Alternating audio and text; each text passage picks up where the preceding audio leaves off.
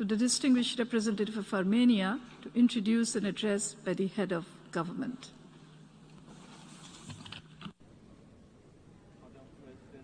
I have the honor to introduce the pre-recorded statement by His Excellency Nikol Pashinyan, the Prime Minister of the Republic of Armenia.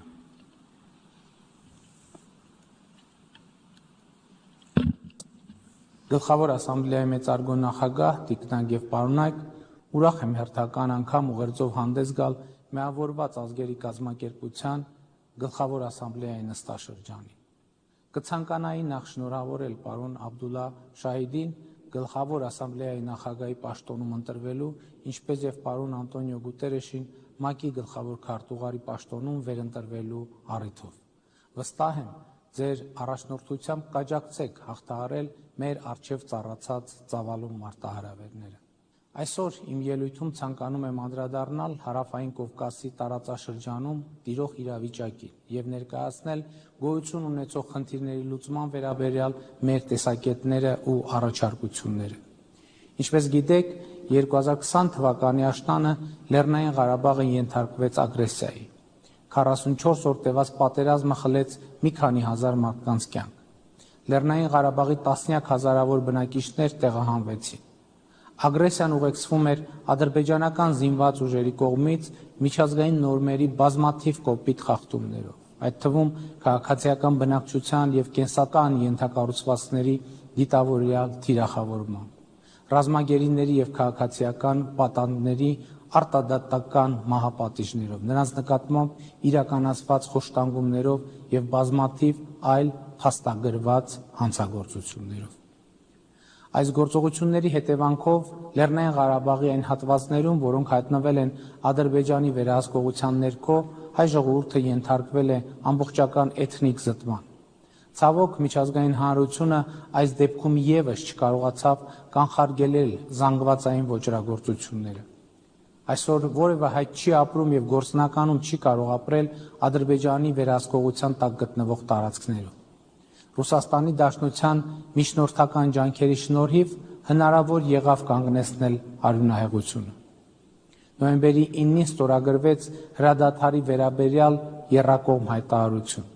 Լեռնային Ղարաբաղում տեղակայվեցին Ռուսաստանի Դաշնության խաղաղապահ ուժեր, որոնք այսօր հանդիսանում են այնտեղ կայունության եւ անվտանգության ապահովման երաշխիքը։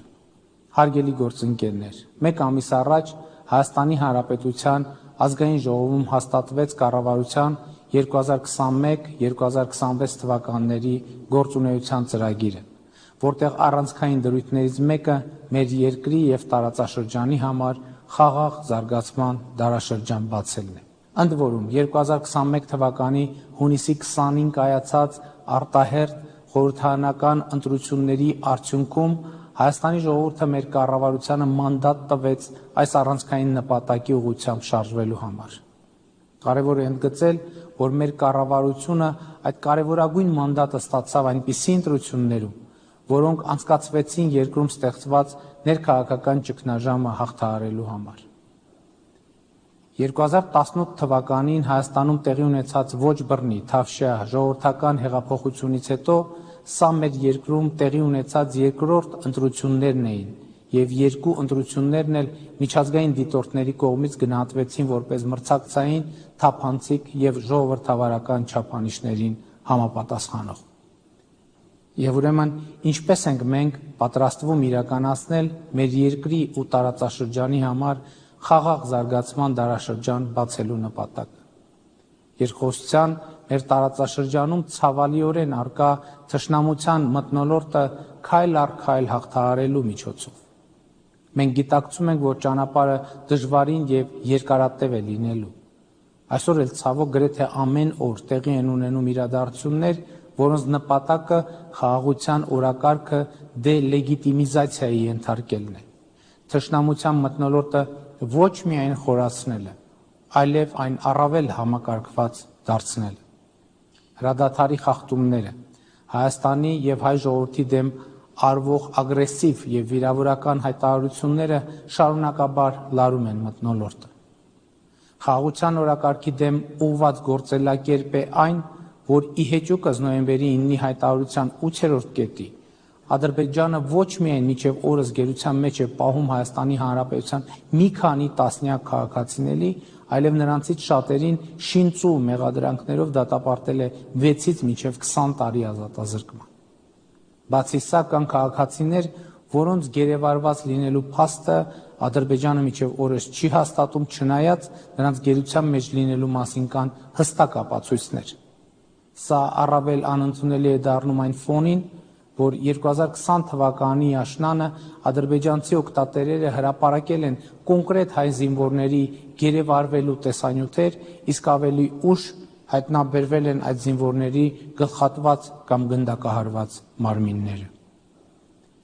Մեր գերիների խոշտանգումների ենթարկելու մասին անհերքելի ապացույցներ ունենք։ Թշնամության մթնոլորտի խորացման աղաղակող օրինակ է Բաքվում բացված այսպես կոչված ավարների պուրակը, որտեղ ադրբեջանցի դպրոցականներին էքսկուրսիաների են տանում դիտելու գերեվարված, սպանված կամ առնաքամ լինող հայ զինվորների մանեկենները։ Այս եւ մյուս քայլերը արվում են ի ցույց դնելու խաղաղության անհնարինությունը մեր տարածաշրջանում, բայց մենք հետևողականորեն առաջ ենք տանելու այդ օրակարգը, մեր տարածաշրջանի համար խաղաղության դարաշրջան բացելու բոլոր հնարավորությունները օգտագործելով եւ նոր հնարավորություններ ստեղծելով։ Այս իմաստով չափազանց կարևոր եմ համարում տարածաշրջանային կոմունիկացիաների բացումը, ինչի մասին ասված է Ռուսաստանի Դաշնության նախագահի, Ադրբեջանի նախագահի եւ Հայաստանի վարչապետի 2020 թվականի նոյեմբերի 9-ի եւ 2021 թվականի հունվարի 11-ի եռակողմ հայտարարության 9-րդ կետում։ Այս կարևորագույն խնդրի լուծման արդյունքում տարածաշրջանի երկրները փոխկապակցված կլինեն տրանսպորտային զարկերակներով։ Հնարավորություն կստեղծվի տնտեսական կապերի ձևավորման համար, ինչը խաղաղ զարգացման կարևոր նախապայմաններից է։ Ճանապարհների վերաբացման թեման ուսումնասիրելիս մենք պարզեցինք, որ տարբերակներ կան, որոնք տարածաշրջանային մեկուսացման եւ թշնամության մթնոլորտի արձանագրման նպատակ ունեն, բայց կան նաեւ այնպիսի տարբերակներ, որոնք ընդգծում են տարածաշրջանային փոխկապակցվածությունը եւ թշնամության մթնոլորտի քայլ առ քայլ հաղթահարման միջոց կարող են դառնալ։ Մենք հենց այս վերջին տարբերակի կողմնակից ենք։ Եթե բացվի նաեւ Թուրքիան Հայաստանին կապող երկաթուղին, տարածաշրջանային կոմունիկացիաների բացման թեման շատ ավելի մեծ մասշտաբներ կունենա։ Մեծարգո պարոն գլխավոր քարտուղար, Հայաստանը պատրաստ է կառուցողական երկխոսության, որը պետք է հանգեցնի տարածաշրջանում կայուն եւ հարատև խաղաղության հաստատմանը։ Այս առումով մենք առաջարկում ենք օր առաջ ավարտին հասցնել ռազմագերիների, պատանդների, այլ պահվող անձանց վերադարձի գործընթացը։ Անհրաժեշտ է նաև վերսկսել Լեռնային Ղարաբաղի հակամարտության կարգավորման խաղաղ գործընթացը ԵԱՀԿ Մինսկի խմբի համանախագահության հովանու ներքո։ Աներկբա է, որ ուժի կիրառման միջոցով ստեղծված իրավիճակը միջազգային իրավունքի տեսանկյունից չի կարող լեգիտիմություն ստանալ։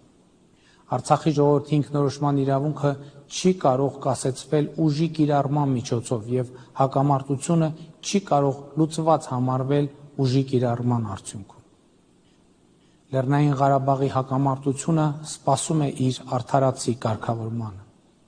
Դա են փաստում նաեւ համանախագահող պետությունների հայտարարությունները, որոնք ընդգծում են հայտնի սկզբունքների հիման վրա բանակցային գործընթացը վերսկսելու անհրաժեշտությունը։ Գտնում ենք նաև, որ համանախագահների միջնորդությամբ իրականացվող շփումները կողմերին հնարավորություն կտան գտնել ընդհանուր եզրեր եւ ասպարեզ բացել բազմաթիվ կնճռոտ հարցերի պատասխանները գտնելու համար։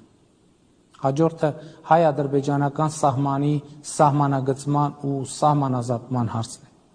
Ցավով պետք է արձանագրեմ, որ դժվար է պատկերացնել սահմանագծման գործընթացը այն պայմաններում, երբ գրեթե ամենօրյա պարբերականությամբ հայ-ադրբեջանական սահմանին հնչում են կրակոցներ եւ տեղի են ունենում տարաբնույթ սադրանքներ, այն պայմաններում, երբ Ադրբեջանի զինված ուժերի ստորաբաժանումները սույն թվականի մայիսի 12-ին Սոտ Խոզնավար հատվածում ներխուժել են Հայաստանի Հանրապետության ինքնիշխան տարածք։ Այս իրավիճակից դուրս գալու համար մենք առաջարկել ենք հետևյալ գործողությունները։ Նշված հատվածում թե Հայաստանի, թե Ադրբեջանի զինված ուժերը հայելային ետ են քաշվում խորհրդային ժամանակներից ժառանգած սահմանագծից, այդ սահմանագծի երկայնքով տեղակայվում են միջազգային դիտորդներ եւ միջազգային հովանու ներքո մեկնարկում ենք սահմանագծման եւ սահմանազատման աշխատանքները։ Մենք այս առաջարկը պատրաստ ենք կյանքի կոչել ցանկացած պահի։ Հարգելի գործընկերներ, ես իմ ելույթում անդրադարձա մեր երկրի եւ տարածաշրջանի համար կենսական նշանակություն ունեցող հարցերի, որոնք այսօր հրատապ լուծում եւ միջազգային հանրության սևեռուն ուշադրությունն են պահանջում։ Միևնույն ժամանակ, ավարտելով իմ ելույթը,